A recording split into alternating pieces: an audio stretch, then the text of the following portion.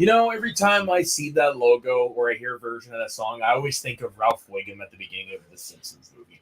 Hi, folks, and welcome to Rewind the Tape. I am your friendly neighborhood soda Shrek today, joined, as always, by my co-pilot, the Robin to my Batman, the Nightwing. What makes me Robin, right? I'm taller.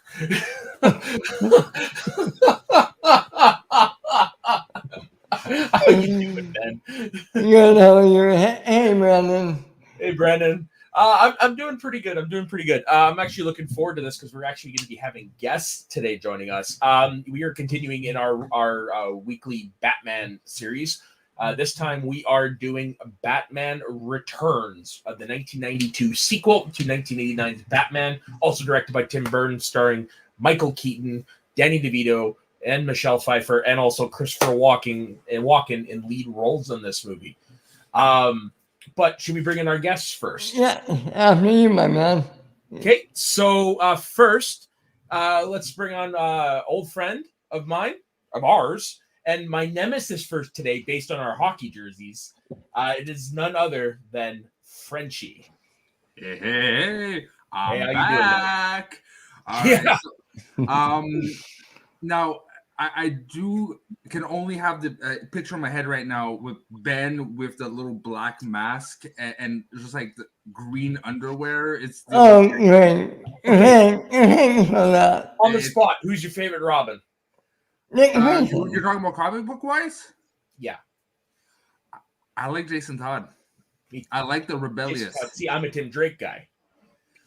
Tim Drake is good. I like him pushing the envelope and really testing Batman. So I'm for sure. For sure, and I do understand that. I'm a Red Hood guy too, so yeah, Red Hood's Under the Red Hood's one of the best comics that I've ever read.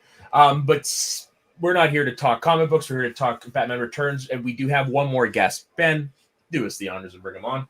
You know him, you love him. He's one of our family here. He's 50 Shades of Geek. How you doing, 50? Hey, everybody. 50 penguins in a sewer. I love it. Soda, every time I see the 20th Century Fox logo, I also always think of Ralph Wiggum from the Simpsons movie. But to carry over from the conversation you were just having, a really good friend of mine, I forgot his name, but a really good friend of mine from a job I used to have once used to say that Robins are like socks. I said, they stink? And he said, what? No, they're meant to be replaced. They're replaceable. That's what he meant. Gotcha. All of you are being ridiculous. There's only one Robin, and that's the only. That's Nick Grayson. Yeah, no. Grayson is also Nightwing. You could argue he's more famous he's just as equally famous for being Nightwing. Yeah, and also Batman's replacement at one point, but you got Grayson, you got Todd, you got Drake, you got Stephanie Brown, you got the one what's from her the name? Batman Returns. What's her face? Carrie. Carrie Kelly? And you got the last one, which is a Wayne. So that's true. That's true. I think the fact that there are so many of them and so many people see the concept of a Robin differently speaks to how great the character is. Yes. Well, my question before we continue is: if your first thoughts of socks being stinky, how often do you do your cleaning, 50? Well, shall we get to the main topic of today's video? Okay. All right. So a little bit of a brief synopsis heading into it. Having defeated the Joker, Batman now faces the Penguin, a warped and deformed individual who is intent on being accepted into Gotham society. Crooked businessman Max Shrek is coerced into helping him become mayor of Gotham, and they both attempt to expose Batman in a different light. Earlier, however, Selina Kyle, Max's secretary, is thrown from the top of a building and is transformed into Catwoman. What you have been looking for. Yeah, a mysterious figure who has the same personality disorder as Batman. Batman must attempt to clear his name all the time, deciding just what must be done with Catwoman. All right, we'll start with Ben. When was the first? Do you remember when the first time you saw this movie was? Like, how did you see it? Was it as a child? As later on? I mean, it was later. It was after '89, obviously, of course. But it much later than 89. I read it probably 15, maybe 12. I went into it late and I don't love it. I know people love this movie. Hey, Galaxy Geeks. Hey, Galaxy. How old are you, Ben? I'm going to be 55 in April. He's just a little bit older than me. So, okay, so you were younger than 1312. This was out, what, in 92? Yeah, but he probably Yeah. saw it as a teenager. Oh, okay, yeah. Yeah. Yeah. What about you, Frenchie? Lou? When was the first? When do you remember? I actually remember the movie not because of the movie. It was more first memories of the old SNES game, Which I actually have on my SNES Classic. Why am I surprised? Anything we'll mention, you'll have something of somewhere. Well, I just hacked it like 2 weeks ago. and yet, there you go. I More mentioned shadowy, you have it.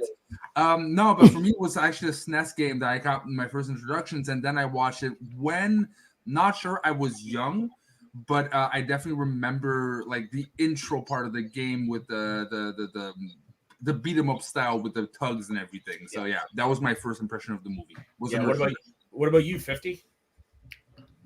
Well, I've always heard about the movie. I've seen clips from it and other related videos, but the first time I fully saw that movie, start to finish, was actually in 2016. I watched all the Superman movies and all the Batman movies leading up to Batman versus Superman. Oh, okay. Nice. And I gotta say, I prefer this movie to the first Batman. A lot of people say that. For me, it's one. I didn't own it as early as I did Batman '89, but I did rent it a lot. So it's one of those movies I've been watching since I was a child. Here's my tweet for this. This movie, these villains scared me less than the Joker did as a child. Well, here's the thing about this movie with me. I'm not the biggest Tim Burton fan. So to me, 89 was a perfect balance between Batman and Tim Burton. This really has a little too Burton-esque for me. Hands down, this has Burton's fingerprints all over it, more so than the '89 one does, for sure. But just to prove how subjective films are, I'm also not a very big Burton fan, but the Burton-isms in the movie is some of my favorite stuff in this movie. Oh God, yeah. And maybe the reason I didn't like the previous one was that it wasn't enough Burton-ness in it. There's a lot of Penguin stuff to fuel your nightmares in this movie. And your wet dreams. It's funny, because it's the most I flaunt it. Between that, I can feel her void. Oy vey. Okay, sorry. Yeah, between '89 and Returns, this is a lot more of a like fairy tale, supernatural, even because there's a lot of things that are not explained. Like the Penguin. Okay, he was a malformation, I guess, but this doesn't explain how he was able to get raised by penguins. Catwoman, what are penguins even doing in the sewer? Exactly. And also Catwoman, like her getting resurrected, never got explained. So it's very fairy tale, very out there. Compared to like the '89 Batman, it's a psychopath that got bleached and his brain got wired, Yeah. So I like that for that, because it's the only time you really see something as fantastical. We don't talk about Poison Ivy or Bane. I'm not on this stream, but you guys are gonna be on it. But yeah, it's very different, very jarring. One thing I'm happy is the studio kind of let Tim Burton do what he wanted to do, which is why it feels more Burton-esque. No prints, no nothing, because that was my gripe. Like for me, it got me out of the movie. There was no moments in the movie that kind of went like, that doesn't fit. It fits. Is it the best Batman movie? No, because overall the tone might be a bit too dark. But at least it's not dark. Posters though. Nice. Yeah, the posters were awesome.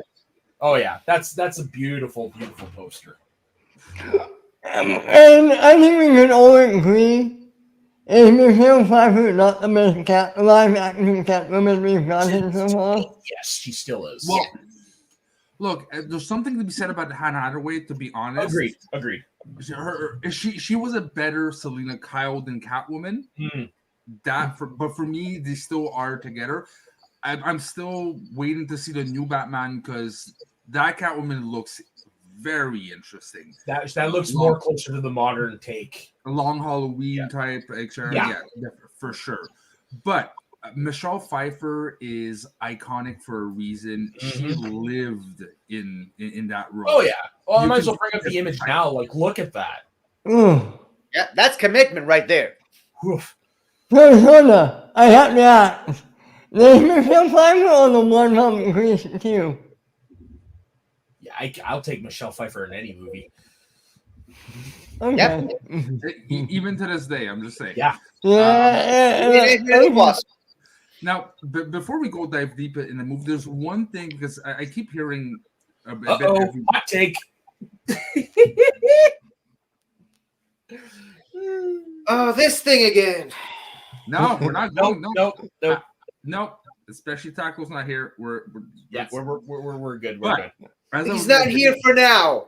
I actually want, before we go on, I want to bring this up from Galaxy Geeks. Would you want Burton to come back and direct another Batman like Sam Raimi is directing? No, I'm good. No, not with the success he's been having last. Well, I was gonna say the Burton of today is not the Burton of Edward Scissorhands and these Batman, the first two. Batman movies. It's a totally different.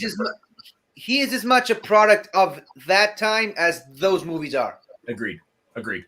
Get someone who was influenced by Tim Burton. Get someone like you can see they breathe and they love the universe to bring their own style, but have Tim Burtonisms in it. Okay, but have Tim Burton. Sam Raimi is a special beast on its own, right? Personally, there's not many directors that can go back to your shit and actually do singer. You know, there's not a lot of people can do that. What I was gonna say is there is a theory out there, and I find it interesting. The approach that HBO Max is having is you get a property, a movie, and then you exploit it on a show. What are the chances we might actually see something from the 89 universe as a HBO Max, the return of Catwoman, because we never understood what happened to her? Or almost like a Batman Beyond. We see older. See, Batman Beyond would be more likely because I think too much time has passed. Let's not forget something. A Flash movie. Yeah. Michael Keaton is coming back as this Batman. I don't think we'll see. I don't think we'll see them, but I think we'll definitely get mention of them. Oh, I think for Flashpoint. I'm going to put money in Catwoman. I don't know. Michelle Pfeiffer's hot right now still. She has a lot of good performances. She looks as good. Imagine her. Which is true. Anything is possible, but I mean, like, who knows? Like, she was on her last life there. So, at the end of the movie. So, but if we go by logic of HBO Max, they're taking stuff from movies and doing properties. Because again, the Penguin show, because of the Batman, is going to be on HBO Max. So they're following that trend. So I agree with Galaxy Geeks here. I think if we're going to get Batman Beyond, it's going to be through Batgirl. For me, any excuses to see Keaton Batman back on screen as the old grumpy Bruce Wayne, and you know he can play it, I'm down. So yeah, that was my little parentheses. But I just found it interesting because that's the approach they're having for every movie they might do a show. What else is better to do a show than the thing that most people love the most, which is 89 and Batman Returns. But if I can just make a quick point that kind of bothers me is that, like you mentioned, Ben, with the Flash, they're not just having Keaton's Batman in there; they're also having Affleck's Batman in there. And strangely enough, what I don't want is them to take this Flash movie and just turn it into a Batman movie. Here's where I'm going with this. Like I think Galaxy Geeks said it. They're having the Keaton Batman in the Batgirl movie. They're having Batman all over, and everyone knows Batman is DC's bread and butter. They put Batman everywhere. I don't want Batman to take over everything. Similar to a certain other character took over an episode of a show from a different character recently this week. I'm not going to mention any names. Mandalorian. 50. Batgirl is appearing in Flashpoint. She's not having her own movie. No, she is. HBO Max movie. Oh, okay. and Bruce and they're filming it, and Michael Keaton is in it. So I'm not worried that this being a Batman movie, they'll make appearances. But again, think about it. Like the Suicide Squad wasn't a Peacemaker movie. Nope. But they took something that they thought they had something to go with and made his own thing to a TV show. And it freaking worked. Like it's the highest rated thing DC has put out from this. Exactly. Did you see the newest episode? I did. I watched it before we hopped on. Yes. Oh my God. Have you been watching it, 50? No. Dude, you got to. First of all, usual problem. HBO Max. We Not have around here. Internet, you can find it. Don't tell the people who might be listening. Okay. No, okay. But anyways, so that's it. Like, I don't think we're getting. I'll be scared about getting just a Batman movie of Flashpoint. But I'm sorry, they have the return of Keaton, one of the most popular like Batmans. Like Ben Affleck and everything that are good, but people loved the 89 Batman Return. Yeah. That's their childhood. They'd be crazy and stupid and not try to juice it out in a certain other form than just having him on screen. Which is why I think that they're going to be doing Batman Beyond through Batgirl. And I want to say something. Affleck is only appearing in like one scene, I think, one or two, maybe small in the movie. Keaton is going to be in a much small. That's what I hear. He's gonna be like the Thomas Wayne of the movie, is what it seems like. Like he's going to be taking over Affleck, I'm guessing. That's my guess. Ooh, that'd be good work. Just my worry is don't overdo it. It's still a Flashpoint. That's what I'm saying. Under or over 50%, they'll do Homecoming and they'll have a Ben Affleck Keaton interaction. Under. Yeah, I think Keaton is taking over Affleck. But I hope I'm wrong. I think Affleck is going to be in the beginning of the movie, and that's it. I don't think we're going to see Affleck after like the first half hour of the movie. It's funny because people are writing him off like that. But who would have guessed Garfield was the highlight of Homecoming? Next thing we know, we might be claiming we have someone who's with Affleck movie because he was that awesome. Yeah, but here's the thing: Affleck, he said he's like, unlike Garfield, who will do whatever. Affleck said he's done. Cha-ching. Honestly, at this point, don't see it happening. Affleck has some personal shit going down outside of the movie because of stuff going on with Batman and what have you. So yeah, I really doubt we're going to get Affleck again. Yeah. Sad, but on the upside, like you said, if they were able to get him for this movie, is all I'm saying. But I think he was contracted already to do it. That's the thing. Yeah, but to further Ben's point, if we look at the animated Flashpoint movie as a template, Batman, the Bruce Wayne Batman is kind of sandwiched in between the movie. He's at the beginning of the movie, end of the movie. That could be Affleck, and the rest of the middle section could be a Flashpoint. Yeah, like I said, Michael Keaton is going to be the representation of Thomas Wayne. Right. Yeah. But interaction could be just like happened in that movie, the animated version. Bruce Wayne Batman reading a letter that the Thomas Wayne Batman wrote to his son, and it was a great scene. I hope we get something similar to that. That's all I'm saying. Before we go on, this is for you. Oh, sorry. Go ahead, Ben. No, nothing. I was going to say that. This I think is more for 50 than anyone else. I have not. I have never played a Pokemon game outside of Pokemon Stadium. I mean, I just played 9 hours of Pokemon on Twitch. And Ben was there for it. Yeah. How? Yeah, I don't know. It's all the hours I didn't get a chance to with my job.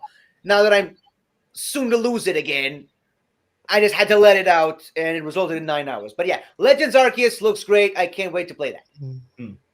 Okay, why not going back to Returns? Because right now we're talking about Flashpoint more than I was gonna say let's write it in. So let's talk about obviously the hero of the piece, the opponent, Batman. Okay. In a different costume this time. Is it different? Yes, it is. I'll actually bring up. I'll bring up a shot right there. I prefer the original one.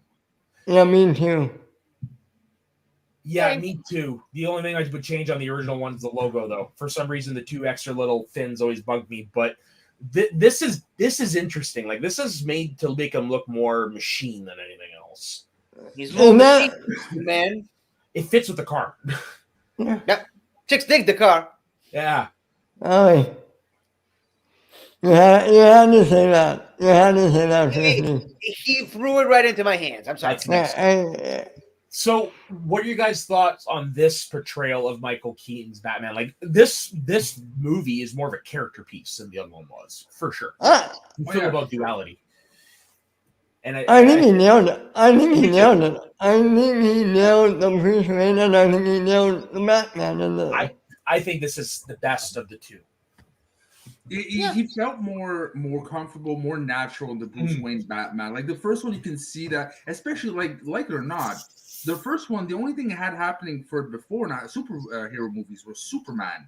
Yeah. So there was not like templates of like what a superhero movie is. So that was a big task for Keaton, and he did good, but it shows like, you know, there was no really framework for him to go reference by except for comic books. But again, different time, right? So how do you translate that? This one, you can see he really became Batman and Bruce Wayne a lot better, a lot more natural. 50, what about you? And another thing I want to point out, I don't think Keaton is a great Bruce Wayne. I think he's a great Batman. I don't think he is a good Bruce Wayne. But in this movie, more than the previous movie, he had much better interactions with a love interest, which also happens to be Catwoman, played by Michelle Pfeiffer. So maybe that had something to do with it. But we all know how I feel about Bruce Wayne in this movie than he is in the last. We all know how I feel about Kim Basinger, but the chemistry between Michelle Pfeiffer and Michael Keaton, it's oh dear Lord. I'm sure us and the viewers are very happy the camera stops here. So that's all I say. But like the scene where they're at the masquerade ball and they're dancing and when they realize who the other is. Oh, and I gotta say, it's a very short scene in the movie, but it's probably my favorite scene because it's personally the best acting of the scene. Exactly. It feels like the eyes in both of them feel so real, and they don't do much, but it tells everything. Whereas the rest is very campy, not campy, but very, like I said, fantastical and nightmarish. 89 is camp. This one's more goth. Yeah, it's goth, it's fairy tale, but this moment is probably the most real moment we have of all the movie, and it really makes it personal. Yeah, because you're seeing who they are underneath the costumes. I mean, even underneath their regular persona, you're seeing who they really are in that moment. And wise man said, never trust a hug. It's a great way to hide your face. One of my favorite scenes in the movie is it was somewhere, I want to say the mansion or somewhere. They both have to leave for obvious reasons. They both lie, and you see both of them shoot up in their own way. And I just love seeing really the both of them getting ready to fight crime on either side of a spectrum. And speaking of that scene, I just love Batman. Basically has the Johnny Bravo closet of a row of different suits. They all look the same, and he's just picking one of them at random. Yeah, this for fun. They should have had the 89 one there. Which one do I wear today? But I think the whole point of the scene is that they're all the same. And he's just going, maybe I'll pick this one. We don't know. Maybe there's a summer one and there's a winter one. More padding, less padding. There's those details. Yeah, there is winter in this movie. Now, maybe there's one where he can move his neck. Yeah, no shit. That wouldn't come for another 20 years. Yeah. But one thing I've always I've always been that person in a movie that asks the questions no one asks, but it is valid questions. Like this, for example. Who the fuck manufactured Penguin's umbrellas? Like, who's the guy who made every individual umbrella? And I can only imagine getting the requests every time. You're like, I want one that spits fire. I want one with a knife. I want one that twirls with a gun, but make it blanks. Like, poor guy. And like, who does them? To quote the Joker, Tim Burton. Wonderful toys. it's probably somebody he's got in the circus, or if him. But yeah, those umbrellas, man. Well, you know what? Let's just hop right into the villains since we're talking about it. Unless he makes them himself. Yeah, it's Oswald Cobblepot, one of the most grotesque-looking super comic book villains you'll ever see. This design only lasted a few years, thankfully. It is the stuff of nightmares. Oi, but what? Danny DeVito crushed it. Oh yeah, he embodied became the Penguin. Yeah, he was born to play that role. But and it's funny because again, it's a different take on Penguin. Makes him again supernatural. It's a creature. It's not necessarily very much so. Like look at that flippers for hands, the hook nose. Which again, it's funny because technically his dad was the comic version of Penguin that had the monocle, the cigarette, right? Like Pee Wee Herman himself. But who also reprised that role in the Gotham series. Gotham, that's right. He came back as the dad in Gotham, yeah. But again, like it's a very, very interesting take. Would I want to see it again? No, because first of all, only Danny DeVito can play it. And is it something that, it would work in any other type of movie? No. Does it work for this movie? Yes, in most parts. They did. I think it was the first season of the Batman the Animated Show. They had the Penguin designed like this. Like it was a combination of both. Where he looked like this, but in the top hat, monocle, and all that stuff. To tie it in. Completely redesigned him later in the season. Yeah, so it did last a little longer, but I'm with you. Like, if there's that's a one and done villain. Just like don't like Heath Ledger's Joker. Like we're good. Yeah, like the creepy elements maybe make him less sexually perverted. That would be awesome. Because that was kind of odd. Like now anymore, I'm an adult. I realize like, oh yeah, that's a bit off. Yeah, the stuff they were able to get away with it in this movie. I just want to say that is weird coming from you, Frenchie. I know. Imagine. Yeah. But I'm sorry, we are getting Penguin again in the Batman. That looks like he's going to be more closer to what we got in the Arkham video games, and I am here for that because I love that Penguin.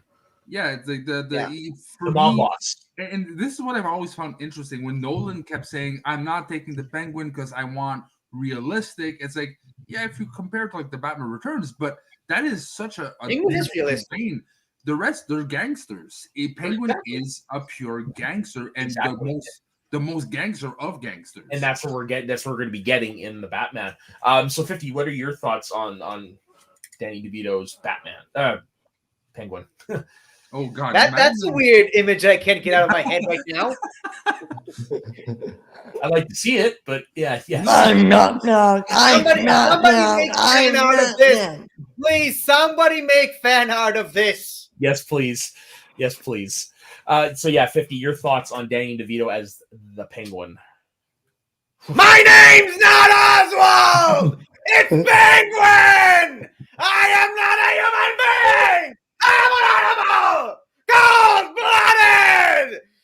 Cold-blooded! 50, why haven't you done a cosplay as that yet? Yeah. I don't know! So he loves it. Okay. Clearly. I wish DeVito would do more roles that stretch the limits of his acting like this one. And I love him as the comedic goofball guy.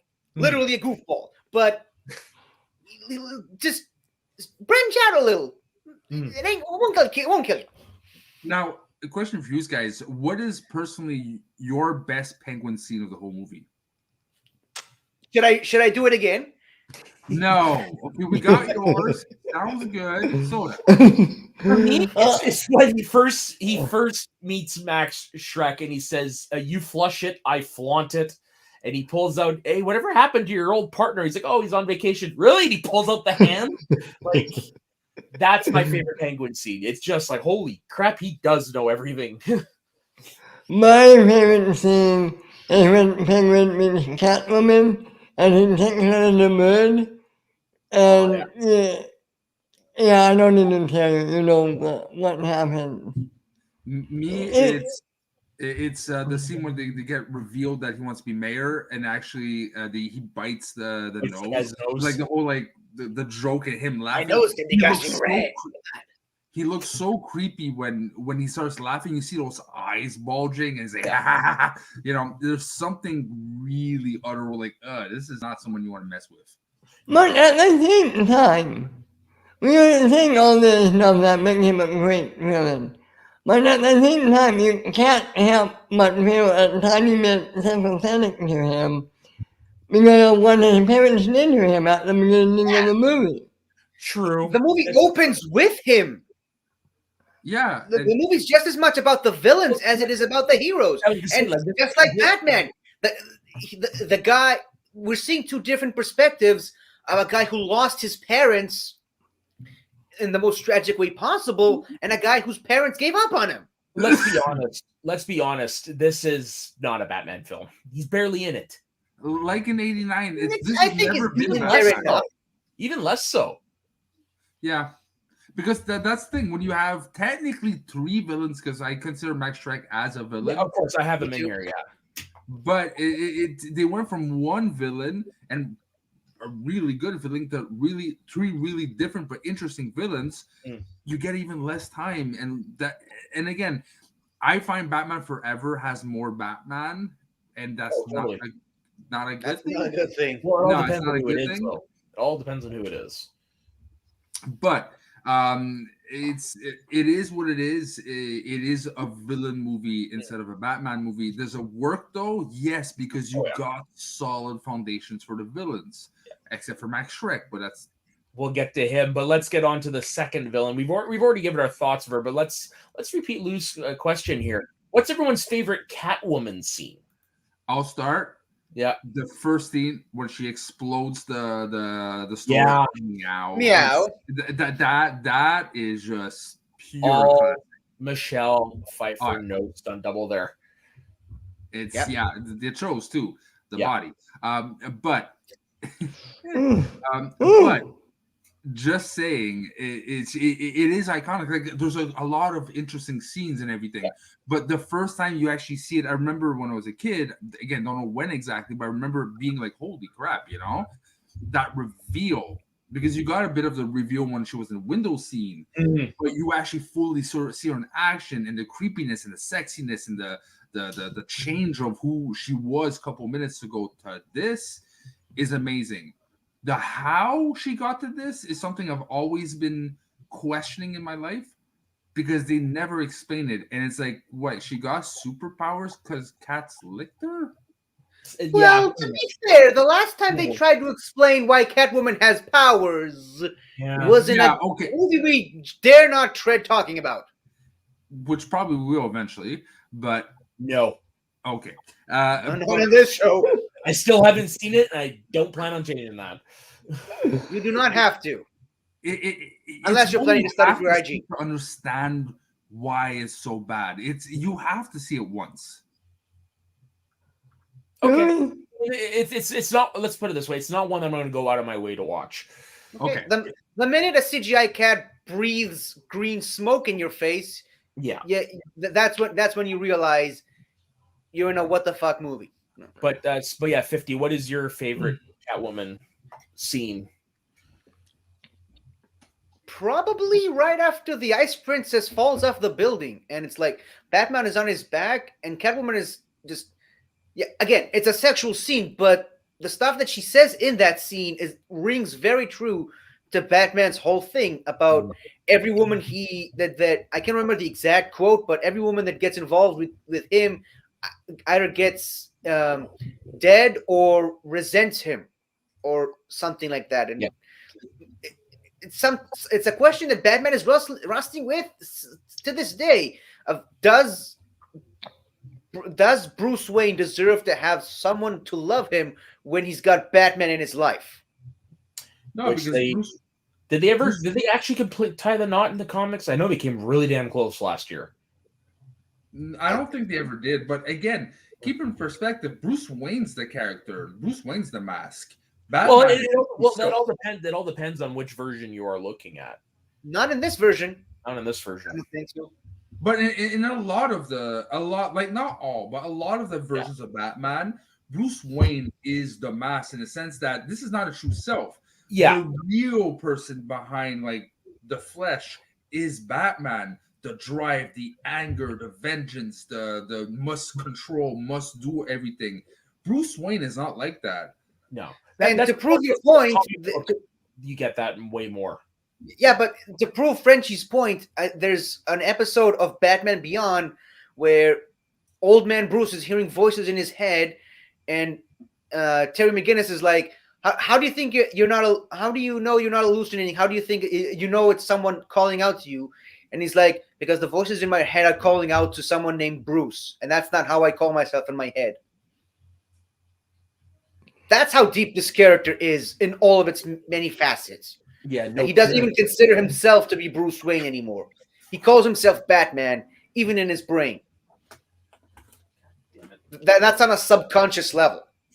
I think it's time to do a rewatch. No, Nice. Probably should.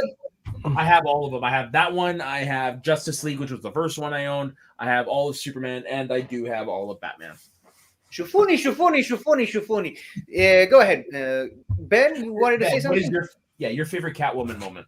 Okay, I have two. My favorite Selena Kyle moment is again at the Masquerade Ball. Yeah, of course. That's And my favorite Catwoman is actually the final fight. Each time she dies and ends up losing it a little bit more, and Bruce has to rip open his mask. Yeah. Where did my makeup go? I don't know. Magic! Fuck you! Illusion! Illusion! There's a callback. Yeah. Hey, Andy, what's up?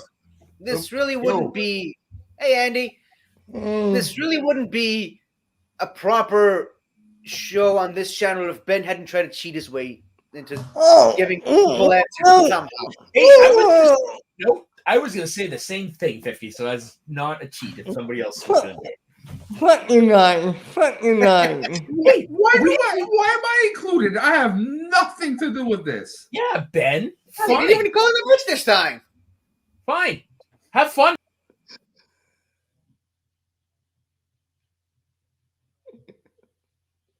I'm sorry. Being a man. Being a man. But no, I'm with Ben. Like when it comes to Selena Kyle, like obviously that masquerade scene is amazing. But that's the thing. There's too many good Catwoman scenes. But you know what? I do have to agree with Ben actually again. That for a while when you guys were talking, it's like, oh, it's the rooftop scene. But no, when she slowly starts getting more and more unhinged every time she gets shot, and then when she goes and she goes to give Shrek a kiss with the taser, and you're like, oh. Now talking about Shrek, might as well. Yep. Go in. Christopher Walken, Max Shrek. I'm walking here. Okay, I'll say my favorite scene of him when he dies. I do not like this character. It's one of the jarring things. I think it's because of the actor. I like Christopher Walken, but there's something about his performance that just it fits Tim Burton, but at the same time, movie. Exactly, and I get it. It was almost like a Trump thing. There's this evil maniacal, maniacal, asshole. But you put anyone else like a Christopher Plummer or someone else that exudes elegance and power. I never felt like he was in power and he demanded respect. He just felt like an evil douchebag that someone should just shoot in the head at one point. And what about his son who's like Walken 2.0? Chip. Oh God, we do not talk about Chip. Yeah. No, Chip is bad. Chip, I understand Chip. I understand the comedic elements of it, but you take Chip out of the movie, you don't lose anything. Yep. Chip is useless. All right, trivia question for you: where does the name Max Shrek come from? Isn't it like from one of the classic Universal monster movies? It's from Pat predates that. It's from Really? the Cabinet Dr. Caligari, no? It is the name of the actor who played Nosferatu. Close, because I know he has a special passion for 19, 20, 30, and 40s German movies. Mhm. So, But yeah, that is where it was named in homage to Max Shrek, who played Yeah, first. I was on the same wavelength, just wrong decade. Yeah. So It's hard to get confused sometimes. does anybody have any favorite scenes with Max Shrek? Like I'm gonna say, like I do think there's a good one where it's with him and Bruce Wayne, and when Selena walks in, he's like, "Selena, what are you doing here?" Like I thought that was a good scene, but none. I mean, I have a favorite scene of Batman, and that's when he pushes Selena out of the window. Of course. Yeah, I was gonna say that's mine. when he dies, I'll stick to it. Yeah, well, it's a great scene, not because he dies, but it's a great scene. Okay, so now on to the vehicles of this. So we've already, it's the same Batmobile as the last time, but this time the Batmobile gets hacked by the Penguin, which is interesting. That is the best Batmobile today, in my opinion. Yeah. Yeah, that goes without. I mean, it's a Batmobile that looks like a Batmobile. They don't try to make it into something it's not. Whoa. Okay, Batmobiles, they have their own interpretation. Like, I'm sorry, the Adam West Batmobile, still Batmobile, has nothing to do with this one. It's a Tumbler is still Batmobile. It just, is it the sleekest, and is it the one that really is probably the most iconic? Yes. Hands down. Yeah. Well, there is an argument to be made, like especially if you. I guess the Batman animated series, that's true. Yeah, or even the Adam West one. That is iconic as fuck too. Like people gravitate to that. Depends on when you watch it as a kid, right? It's just a fucking Batmobile. Give it to me. That's my opinion of it. Here's a fun fact, though. A couple of years ago, the people from Bat in the Sun, the guys that take two random comic book characters and make them fight, their first ever fight was actually they had the 1960s Adam West Batmobile, the actual Batmobile, and this Batmobile, the 89 Batmobile, race to see which one is fastest. Well, one. Can you guess who won? Probably the 66. No, 89. Oh. 66 because most of these Batmobiles are technically not roadworthy. But also it's smaller and therefore lighter and has a stronger engine. And doesn't turn well. No, it really I don't think there was turning involved in that. I think it was just one straight line. I think. As we saw, this one with the grappling hook and around the fucking pole. They did like a Grease Lightning Thunder Road race, in a way. Yeah, just a straight. Now, the question of we did like the all the villains and the best scenes. We got one more. We do have one more vehicle though. We did have the Batwing in the 89, but this one we have the Batboat, which actually at one point loses its wings and becomes like this tube like thingy. But what do you guys think of the Batboat? I like it. I like it. It looks cool. Yeah. It looks like a dildo with size on it. On this very rare occasion, I'm going to agree with Frenchie for once. No, I'm not even going to touch that. Okay, so Frenchie, what was your point? What was your point? But that being said, for me, I am curious. We talked about all the villains and the Bat dildo and etc. Bat dildo. Never leave home without it. Bat dildo. Let's get that. Trip. What is your favorite scene that did not involve the main character? So anything like the tugs, the secondary characters. What's your favorite scene that did not necessarily, even if they were in it, something about them, the extra cast that you enjoyed? And me, if you guys have to think about it, means one particular moment is the moment that at the end when Penguin gets abandoned by his crew and the girl that on a speakerphone just disappears slowly in the background.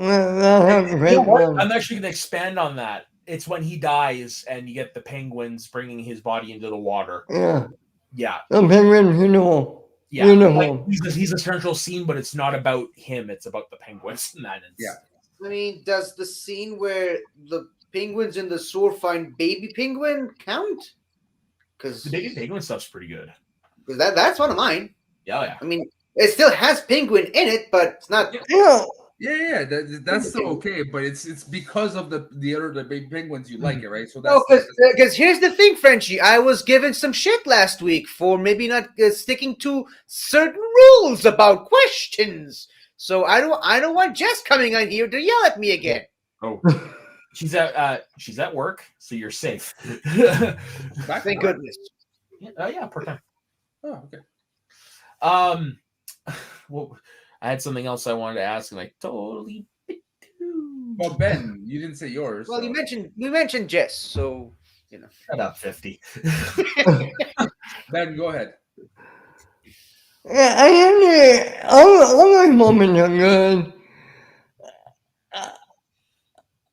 I don't know if what the hell. I like, even though I feel sympathy for him, I love the penguins' parents putting him in the river. Great. I don't know. I never find that scene really beautiful. I don't know. It set the tone for the movie. That scene really set the tone that this is a different Batman than '89. So there is a moment that none of us have talked about. It's a great moment. It's an iconic moment. Again, I said this off cam, but how in the fucking world do you have a bat signal reflector on your house and no one realizes you have a bat signal reflector on your house? That makes no sense. I have a better question. Can you bring up that picture again, Soda? Yeah. How does his face not appear as a shadow on the light behind him? It's clearly on his face. What? Reality disbelief. You know what? Probably camera angles. If I'm going to say anything else, But later in that very same scene, he's standing in the light of the reflector, and you don't see the shadow of the guy on the back of the. It is, but if you look, it is looking up. Okay, but you know what? I guess, but you know what the answer is? I'm Batman. Pretty much. So you guys have any final thoughts on this movie? Like, where would you rank it in the pantheon of Batman films? 89, I ranked it B+. This one's a B. Batman, I went Matt 89. Well, I would put 89 A+. I would put this B+. 50. I mean, no reason to ask my favorite Batman movie. We're gonna get to that. Yeah, eventually. but we know that. But we're asking, like, where would you? But as far as I don't know, man. I just have a very different opinion on the Nolan Batman movies, so I'm gonna say this one might be my second favorite Batman movie. I would put this personally, as much as I do love Batman '89, just because of all the character, all the character study work that is going on in this film. I would put it above it. So I would put this probably B+ with Batman '89 B, similar to Lou. Yeah. Well, that brings us to the end of the show. Thank you guys very much for joining us. Next week, we will, of course, be doing Batman Forever as we continue this march through the Batman series. Now, this is going to be fun because Forever was the first one I ever saw in theaters. I'm so sorry for you. Me was drive-through. No, oh, nice. I've never been to a drive-through. Not drive-through, but you know what I mean. Yeah. You want to hear something funny now that I think about it? Always. I think my favorite Batman movie in theaters Begins. Oh, I never saw the first 5 in theaters. I don't. Well, we were too young for 1 and 2, but I don't recall seeing Batman and Robin in theaters. But I definitely remember seeing Forever. I seen Forever in the drive. I saw Batman and Robin in Florida when we were on vacation, and I saw Batman Begins 3 times in the same day. Nice. I somehow missed it when it was in theaters. Don't ask me how. I just somehow did, which I kick myself for every day. Well, I was -1 when this movie came out, so there's my excuse. Maybe.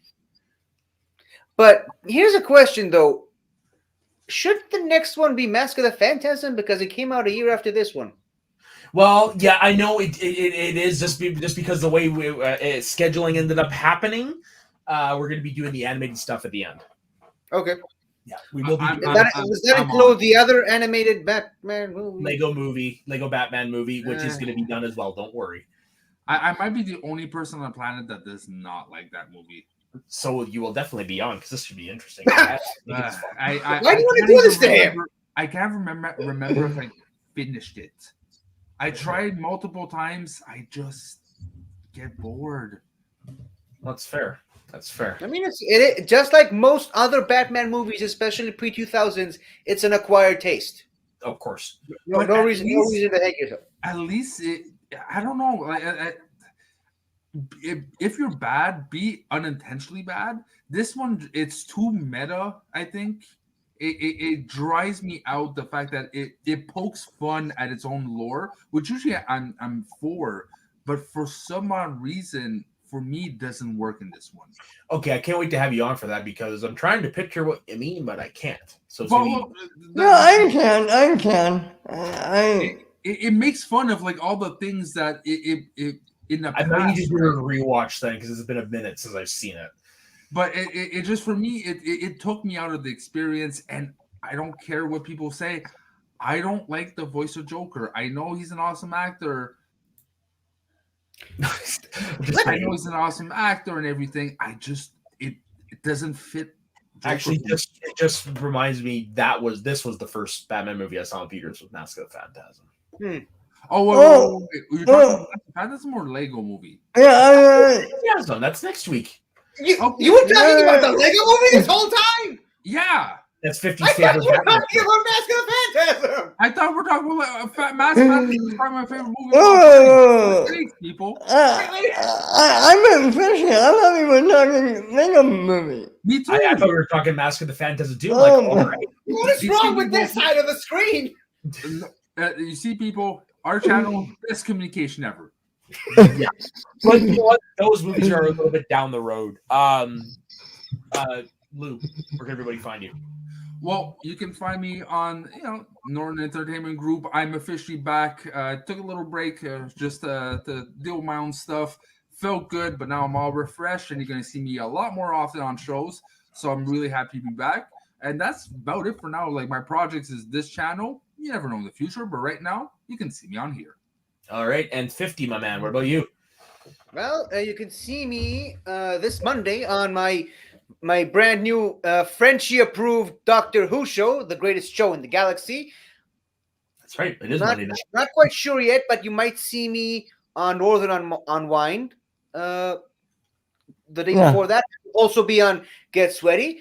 Hopefully, I'll be on for all the other Batman movies on this very same thing. Yep. You can also catch my 9 hours Twitch of just brilliant diamond on my Twitch account, and you can also find my YouTube channel, 50 Shades of Geek. And what's your handle for your Twitch account if people actually want to go watch that?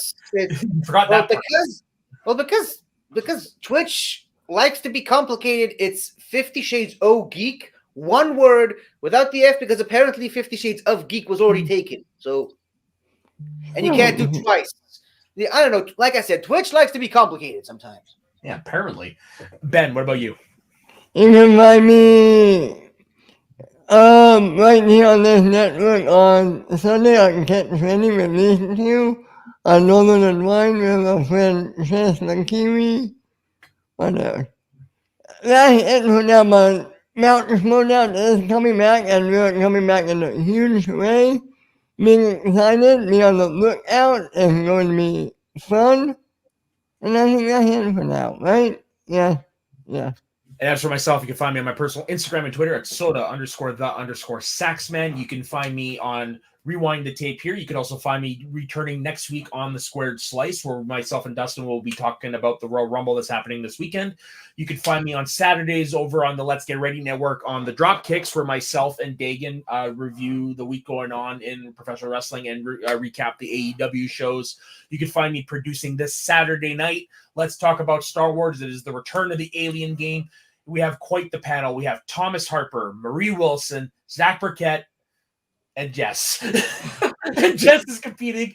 Good luck, Jess. She is taking any pointers, bribes she'll probably give. So definitely check that out. It's gonna be. I feel so bad for her. It's not even funny. It's like putting Thanos and Apocalypse and everything versus, I don't know, Mighty Mouse. That might. Yeah. And of course, you can also find me producing Northern Unwind on Sundays. So for behalf of myself, Ben, Frenchie, and 50, don't forget to like and subscribe to this channel. Don't forget to like and subscribe to this this video. Follow us over on Twitter. We're all over the place. So until next week, we will see you again on Rewind the Tape. Same bat time,